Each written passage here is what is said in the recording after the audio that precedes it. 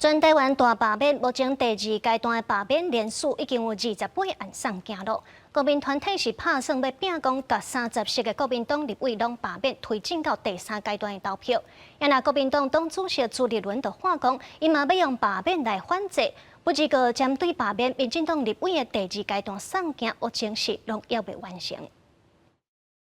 大罢免真烧烈，离界人数进入最后期限。对国民党立委罢免案，国民团体赶进度已经完成28案送件，目标要看30席。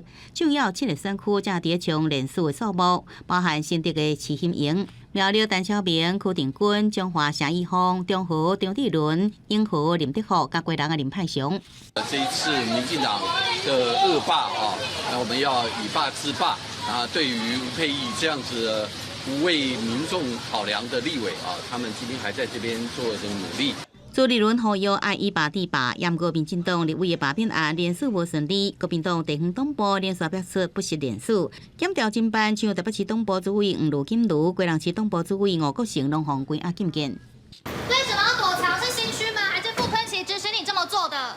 另外，国民党立委鲍坤琪罢免案进行完成，离解送件，台北地检署侦办伊的竞选小部的案件。鲍坤琪的管家李庆龙列做被告，中通缉了后到案，查到后门700万块交保。这案件拢冲击连续收件，由民进党立委罢免案离解送件也无半个。尽量提高投票率。我认为大多数的民众，不只是只有在基隆，包括在整个台湾，我认为他们都是对于这种政治斗争、这种恶性罢免、这种 相对来讲很极端的行为是非常反感。国民党伪造文书还死不认错，想要催出反罢免的投票率相当困难。